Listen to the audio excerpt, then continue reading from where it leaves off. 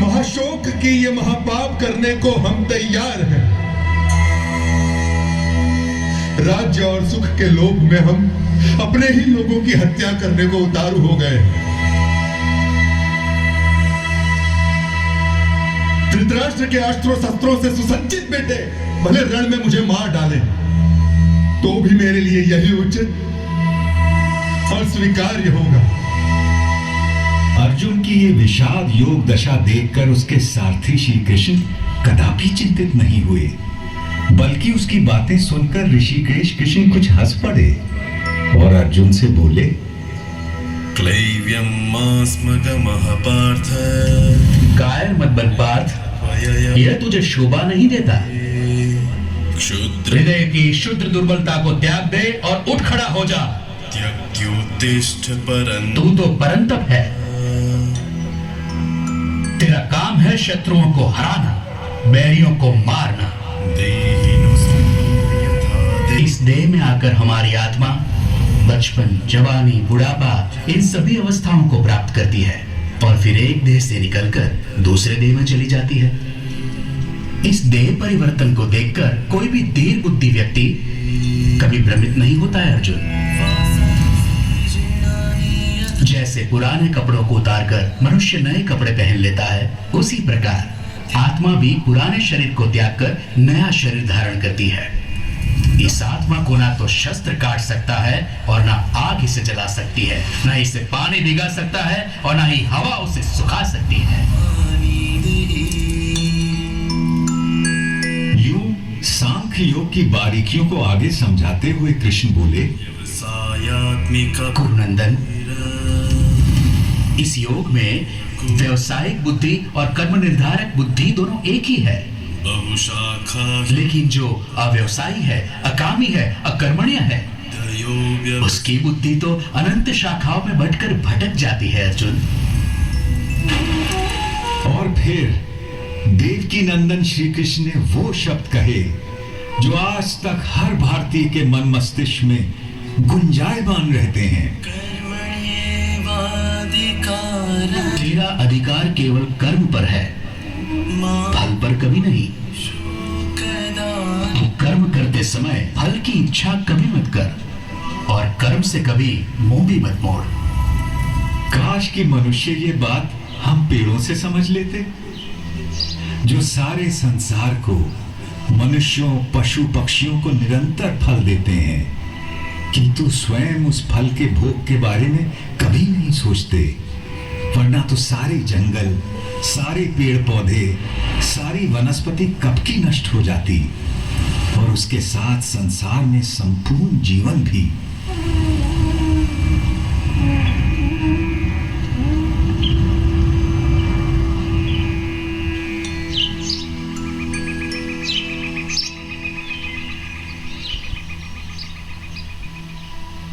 आपकी बातें मिली जुली सी हैं जनार्दन, और आप मुझे भ्रमित कर रहे हैं। कृपया निश्चित करके कोई भी एक बात कहे जिससे कि मेरा कल्याण हो देवकी नंदन।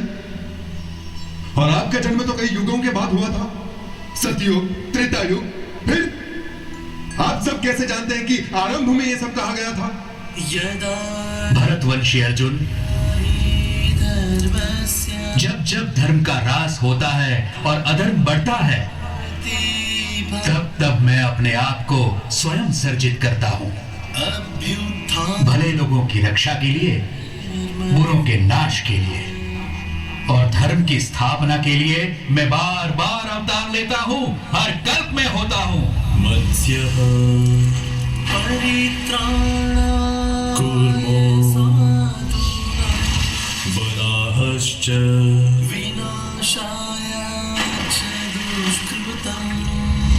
नृसिंहोऽवतः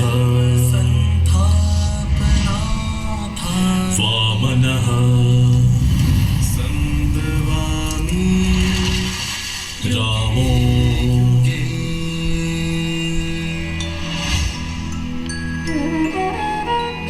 रामश्च चतुर्दशः। अर्जुन के सीधे संशय के बाद भगवान ने उसे ध्यान योग के बारे में इस प्रकार बताया। श्रद्धावान, खोजी और इंद्रियों को जीत चुके व्यक्ति को ही ज्ञान प्राप्त होता है,